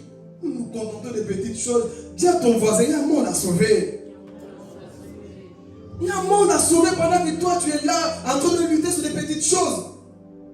On va avancer sinon je vais déborder ici. Amen. Donc Philadelphie, c'était cette église.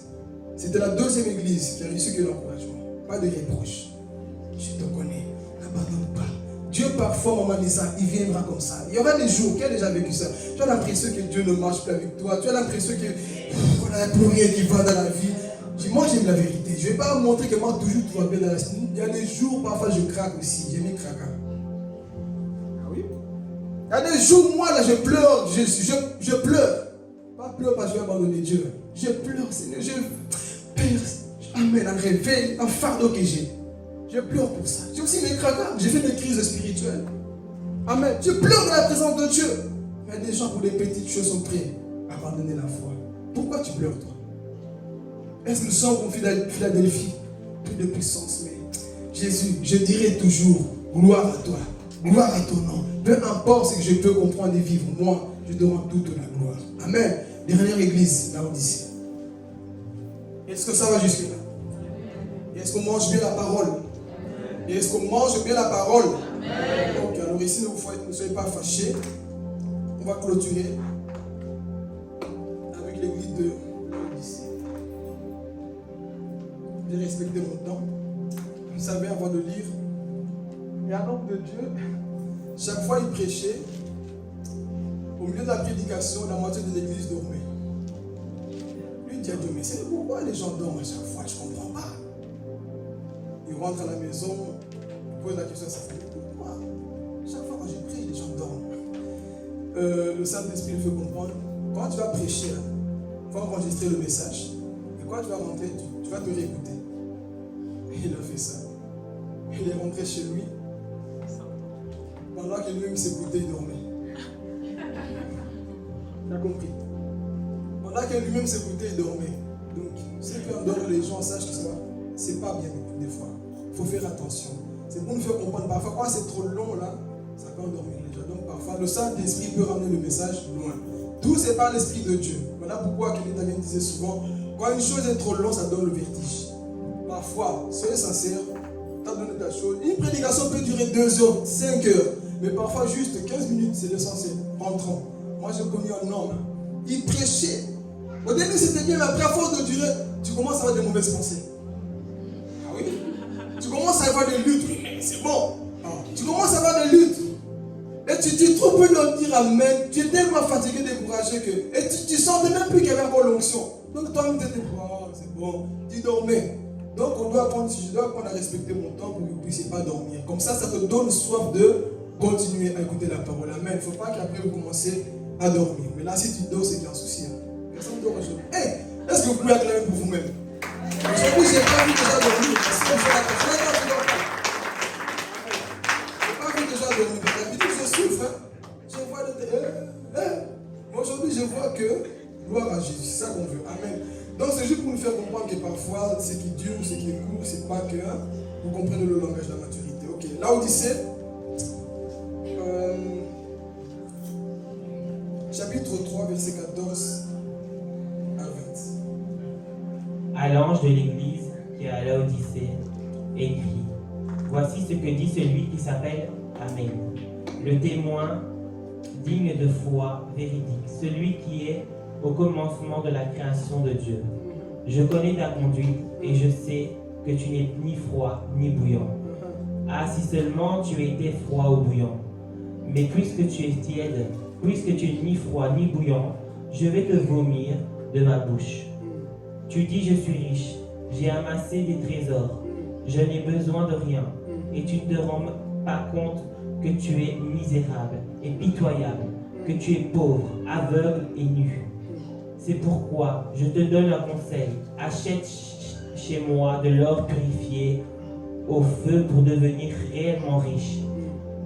Des vêtements blancs pour te couvrir afin qu'on ne voit pas ta honteuse nudité. Et un collier pour soigner tes yeux afin que tu puisses voir clair. Moi, ceux que j'aime, je les reprends, je les corrige. Fais preuve de zèle et change. Amen. Philadelphie, on continuera prochainement dans la force sur l'enseignement. Cette église, c'est une église qui est devenue trop mature dans les choses de Dieu. Ah, je connais. Cette église, on a déjà prêché ça l'année passée. L'amour, j'ai déjà prêché ça l'année passée. Une église trop mature, riche d'elle-même. J'ai besoin de personne, moi, pour avancer. J'ai besoin de personne, moi, je me suffis. Ce genre de personne, l'église est sur Internet seulement. Je n'ai pas besoin d'église. Je n'ai pas besoin d'autorité spirituelle. Moi, je me suffis. Je suis riche. Et cette église pensait que Dieu a prouvé sa façon de faire. Et cette église ressemble aux chrétiens aujourd'hui, si je vais parler. Tu es tiède, mon frère, ma soeur. On ne connaît pas ta position. Qui es-tu? Où vas-tu? Que veux-tu? Il est temps, frères et sœurs, que tu décides. Il est temps que nous puissions nous décider. Cette église était tiède, frères et sœurs. Pourquoi? C'était une église qui a reçu beaucoup de prédications, beaucoup de témoignages, beaucoup de livres. Tu as lu beaucoup de livres. Il y a eu beaucoup de choses. Et le danger dans tout ça, à force de trop emmagasiner, ça te rend orgueilleux et religieux. Et tu deviens tiède. Pourquoi? Selon toi, tu as tellement découvert des choses que tu n'as plus besoin qu'on t'enseigne. Le Saint-Esprit nous enseignera toutes choses, donc on n'a plus besoin qu'on nous guide. Tu es en danger. Sois, mon frère, ma soeur bouillant. Toi, tu n'as pas d'opposition. On ne sait pas ce que tu veux. On ne sait pas où tu vas. Tu es comme cette église-là qui dit que moi, je me suis enrichi des dons spirituels. Moi, j'ai tout. Je n'ai plus besoin de Dieu. Ah, je vais parler. J'ai plus besoin d'écouter les autres prêcher parce que moi, je me suffis. Nous sommes semblables où? L'Odyssée. Je n'ai pas besoin comme mon cadre. Tu es comme cette église-là. Jésus qui est Jésus est passé où avant de commencer le ministère? Toi, tu es Jésus. Nous sommes plus que Jésus. Jésus qui est Jésus devait passer par un homme. Mais nous sommes en train d'insister une génération de rebelles. Je me suffis à moi-même. Je n'ai pas besoin. Je n'ai pas besoin qu'on me conseille. Je n'ai pas besoin qu'on m'encadre. Je n'ai pas besoin, frère, si tu commences, tu as besoin d'être encadré, sinon tu feras des dégâts. Je vais parler. Beaucoup de scandales aujourd'hui existent. Pourquoi? À cause des rebelles qui refusent d'être encadrés. Dis à ton voisin, accepte d'être encadré. Si je n'étais pas encadré, au moment où j'étais dans ma rébellion, quand on m'invite à prêcher, je dis, papa, toi là, tu veux quoi? Tu me bloques, moi je vais prêcher là-bas. Mais j'ai compris la solution. Mais c'est une génération de changer d'église, changer des choses comme on change des kilos des chaussures. Là, on ne dit pas amen, hein? C'est ça la vérité. Donc nous sommes comme l'église de Laodicée. Je me suffis. Papa Dieu y croit quoi? Philippe y croit quoi? Philippe même, lui il croit, on a le même âge, il croit quoi? Moi je suis aussi grand, je connais aussi la Bible. Tu es de la malédiction quand tu manques du respect aux hommes de Dieu. Là on ne dit pas amen, hein? Amen. Nous sommes dans la malédiction. Moi j'ai appris, moi comme je suis là, j'ai appris. J'ai vu les défauts de celui qui m'a encadré là. J'ai vu sa nudité, tout, sa façon de parler. Des choses que personne ne savait là-bas. Mais jamais je suis parti faire quoi que ce soit. Jusqu'aujourd'hui, ça me revient, mais ce n'est pas mon affaire. Dieu, tu t'occupes de lui. Des petites choses, frère. Il est temps de grandir. Arrêtons d'être le chrétien matembélé. Je me suffis, moi. Tu es le Saint-Esprit. Je me suffis. J'ai plus besoin qu'on me guide. Ok, c'est parce que tu as trop. Viens aller plus loin. Toi, quand on prêche comme ça ne te dit rien. C'est. Oh. Bon, ouais, ça a été où? Voilà. Oui, tu as trop grandi, l'Odyssée. Un bébé qui a soif, écoute Seigneur, derrière cette pensée tu m'as parlé, je dois changer pour avancer, je mets un plus dans la marche chrétienne. Mais quand tu as trop grandi, toi tu veux qu'on te dise amen, mais quand c'est ton tour, pas d'amen. Hein? Je dis jour, ce que tu fais, on te le fera. Tu es rebelle, il y aura des rebelles. Tu es méchant, il y aura des méchants. On produit que ce qu'on a. Toi, tu es assis là, le jour tu peux monter ici. Ce que tu fais, Dieu fera exprès. Toi, tu voulais qu'on t'acclame au sol quand tu prêchais, mais toi là, on disait, pourquoi? Je connais. Nayebi. Je connais aussi. Il va me dire quoi le petit Wanamokoboye? Le petit, qu'est-ce qu'il va m'enseigner? Beaucoup vont louper leur grâce à cause des petits que vous négligez. Tout appelé de Dieu commençait dans la jeunesse. Il ne faut pas oublier la Bible. Nous restons bibliques. Donne deux exemples. Jeunesse avec jeunesse. Joseph avec quel âge? David le roi, voilà. 17 aussi. Donc Dieu, il ne faut pas négliger ce que Dieu met dans la vie d'une personne. Toi, c'est parce qu'il est jeune, il est vieux, donc que tu négliges. Tu es devenu comme un. Ne passe pas à côté de ce que Dieu veut faire. Ne passez pas à côté de ce que Dieu veut faire. Toi, tu écoutes un homme comme si tu allais. Déjà dans ton cœur, ça bouillonne. Il va encore bouillonner. Ton cœur bouillonne de méchanceté. Pendant que tu écoutes un prédicateur, frère, ça ne va pas. Il faut arranger ce cœur-là. Toi-même, tu intercèdes pour qu'il finisse, il m'énerve. Je vais encore plus énervé. Je n'ai pas fini, il me reste encore quelques minutes. C'est quoi ces histoires-là de la Odyssée? Vous ne considérez plus personne.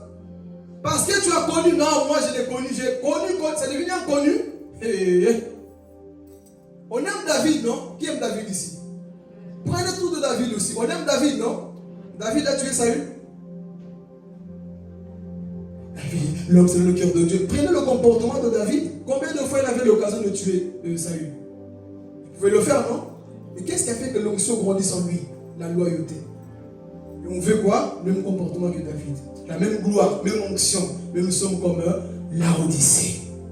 Cœur endurci. J'ai plus besoin. Pourquoi? À moi, j'ai des yeux ouverts. Non, là où toi tu dis que tu as des yeux ouverts, pour Dieu tu es aveugle, pauvre et nu. Là où toi tu crois que tu sais, tu ne connais rien. Humilité, mon frère. Dis à ton voisin, humilité. Oh, humilité. Et le problème, si je vais parler, parfois beaucoup deviennent bizarroïdes. À cause de qui? Les chaînes que vous suivez à l'extérieur, qui font que casser les hommes de Dieu. À cause de, vous devenez comme l'église de la Odyssée. Alléluia. Écoutez les gens qui font qu'attaquer, détruire les autres ne va pas vous édifier. Ça met en vous la haine des autres. C'est ça. Quand vous écoutez chaque fois les hommes là, je les connais là, je ne vais même pas dire leur nom, qui passent, qui s'assoient, tel pasteur. Dis-lui, c'est où ton église, toi qui attaques l'autre pasteur? C'est quoi ton église? Oui, tel a fait. Tu deviens comme la Odyssée. En fait, en soi, je vais parler. Ils sont en train d'endurcir leur cœur pour que tu sois comme eux, disciples. Voilà pourquoi quand tu écoutes une personne, vois son langage, il ressemble à qui? Il ressemble à celui qui attaque, qui détruit les autres. Donc, toi, église, ne sois pas ce chrétien-là qui aime trop écouter les scandales. Les scandales vont t'édifier en quoi? C'est que tu vas voir là-bas. Moi, ne m'envoie jamais la vidéo d'un pasteur. Ce soit faux ou vrai, je m'en fous. J'ai les yeux pour voir le discernement pour savoir. Pourquoi? Posez-moi la question pourquoi? Parce que tu risques de tomber sur un véritable homme de Dieu. Ah oui? Tu risques de tomber sur un véritable, tu vas commencer. J'ai vu un homme qu'on a critiqué. À cause d'une petite vidéo qu'il a dit, les gens, c'est fini. Ruth a chanté, elle a juste dit, Jésus, tu es mon amour. Et puis, comment il peut dire Jésus, mon amour? On prend cette partie, ça fait scandale dans le monde entier. Je répète, avant de juger la vie d'une personne, la prédication d'une personne, va écouter de A à Z. De A à Z. Les sorciers, ils coupent la partie là. On est deux hommes, on peut se tromper pendant qu'on parle. On peut prendre cette partie là, mais il ne faut pas prendre la partie là où je me suis rectifié. Sagesse. On ne va pas prendre cette partie. Et toi, et parfois ce qui nous pousse encore à continuer, c'est la haine qu'on veut. On veut que, moi je ne peux pas t'empêcher, frère, à être libre de la foi. Parce que les vrais enfants, ils connaissent leur maison. Ah, je peux parler? Les vrais enfants connaissent leur maison. Donc tu vas écouter là-bas, toi tu verras la source, c'est toujours là-bas. Amen. Parce qu'on commence à interdire nos fidèles, parfois on peut devenir une secte. Parce qu'on croit que nous avons la vérité, que nous le monopole de la vérité. Je ne t'empêcherai pas, je dois discerner. Si c'est bon, vas-y. Si ça en faut, je te dis, écoute, par rapport à ce que je connais un homme là je peux dire un homme, mais de toute façon vous ne connaissez pas. Ben Samuel. Hey, lui s'en faut, j'ai vu. Pendant qu'il est en train de prophétiser, il dit, prends une bougie dans ta chambre, allume-la. Là, il dit, n'écoute jamais ce genre de personne. Parce que je vois les fruits, c'est pas... Depuis quoi dans la Bible, on dit, prends une bougie. Et commence à prier sur la bougie. Et prends dans le verset sur ta tête.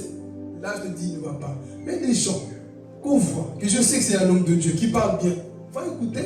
De toutes les façons, tu connais l'adresse là où tu dors. Est-ce qu'on va empêcher nos enfants d'aller manger chez tantine? Les hommes de Dieu, parfois, c'est nos tantines, cousins qui nous font aussi grandir. Dites Amen. C'est aussi des personnes qui nous poussent à grandir. Il y a des choses que moi, je ne maîtrise peut-être pas bien.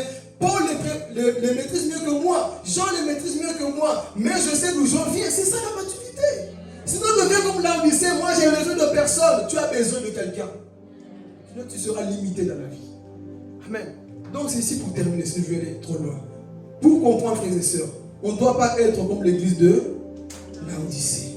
Sinon, tu risques de devenir un orgueilleux, quelqu'un qui attaque, qui tacle tout le monde, alors que l'évangile, il y a 4, non? Pas que 4 évangiles, vous comprenez. Il y a Matthieu, Marc, Luc et... C'est que Jean n'a pas dit. L'autre peut le dire. Et pourquoi moi je vais attaquer ce que Jean a dit? Si moi je n'ai pas compris, c'est que Jean a compris. C'est ça la beauté, c'est dit. Oh, qu'est-ce que Pierre a dit? Notre frère Paul, il prie des choses un peu compliquées que beaucoup sont en train d'attaquer. Mais nous savons qu'il prêche aussi le retour de Jésus. C'est ça, frères et sœurs. Moi, on peut m'inviter dans une église où les gens, ils n'ont que le foulard. D'ailleurs, ma soeur s'est convertie. Je bénis le Seigneur. Les prières payent. C'est converti, mais dans une église où ils mettent le foulard. J'ai dit, on prêche Jésus, Dieu est glorifié, il y a le baptême, on parle du ciel, on parle de l'enfer, du retour de Jésus. Oui, il reste là-bas. Mais il n'aurait pas de foulard. Écoute, c'est pas ça qui va t'envoyer en enfer. C'est ça la maturité. Apprenons à équilibrer, à faire attention. Amen. Sinon, toi tu es un religieux, pourquoi tu es pas le jeune? Fais comme tu veux, tant que tu ne pêches pas. C'est ça, frères et sœurs. Amen. Donc, soyons de ce genre de personnes-là, qui ont compris, qui ont l'équilibre, qui ont la maturité. Sinon, on risque de devenir des monstres. Amen. Donc, c'était Laodicée, les 7 églises. On reviendra sur ce sort de enseignement. Mais c'est ici, c'est juste pour nous faire comprendre l'Église, que notre Dieu, Dieu qui connaît nos cœurs, nos œuvres, il voit ce que tu traverses. Il vient pour t'encourager, il vient pour te conseiller, te corriger, pour te ramener. Et notez que dans tout ça, son but, c'est de te ramener à la raison. Parce que la religion te corrige pour te jeter dehors. Jésus te corrige pour te ramener à la maison. Amen. Que Dieu vous bénisse.